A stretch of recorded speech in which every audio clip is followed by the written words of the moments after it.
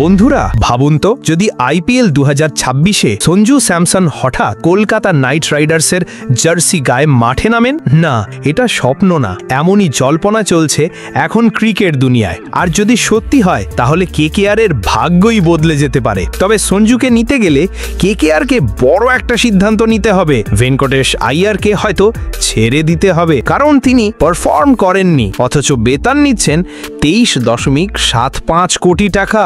আজকের এই ভিডিওতে আমরা বলবো কেকেআর ছেড়ে দিতে পারে, কে আসতে পারে নতুন করে, আর সঞ্জু স্যামসনের সম্ভাবনা কতটা সত্যি।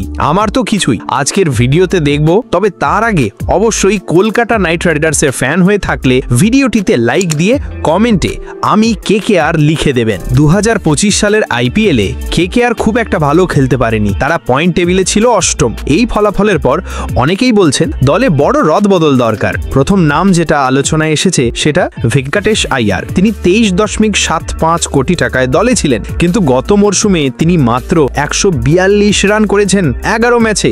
এমন পারফরমেন্সে টিমে থাকা কঠিন। আকাশ চোপড়া পরামর্শ দিয়েছেন ভেঙ্কটেশকে ছেড়ে দিলে কেকেআরের হাতে 24 কোটি টাকা থাকবে। এই টাকা দিয়ে তারা সঞ্জু স্যামসনের মতো বড় খেলোয়াড় নিতে পারে। আর হ্যাঁ, সঞ্জু স্যামসন ইতিমধ্যে রাজস্থানকে জানিয়ে দিয়েছেন তিনি থাকতে চাইছেন না, তিনি চেয়েছেন যেন তাকে রিলিজ করা হয়। এমনটাও হতে পারে কেকেআর তাকে বড় অঙ্কের অফার দিয়েছে, আর সেই কারণেই সঞ্জু রাজস্থান ছাড়তে চাইছেন। অন্যদিকে কেকেআরে এখনো অধিনায়ক অজিঙ্ক্য রাহানে। তিনি 13 ম্যাচে করেছেন 390 রান। ভালো খেলেছেন ঠিকই, কিন্তু অধিনায়ক হিসেবে কেকেআরের সাফল্য আসেনি। আকাশ চোপড়া বলছেন রাহানেকে রেখে কেবল অধিনায়ক বদল করলেই ভালো হবে, আর সেই জায়গায় সঞ্জু স্যামসন হতে পারেন পারফেক্ট অধিনায়ক। আর সঞ্জু তো আগেই প্রমাণ করেছেন তিনি দারুণ উইকেট কিপার, দুর্দান্ত ব্যাটসম্যান, আর অধিনায়ক হিসেবেও ভালো সিদ্ধান্ত নেন। এখন প্রশ্ন একটাই, সঞ্জু কি কেকেআরে আসবেন? আর যদি আসেন তাহলে কেকেআরের ভবিষ্যৎই বদলে যেতে পারে।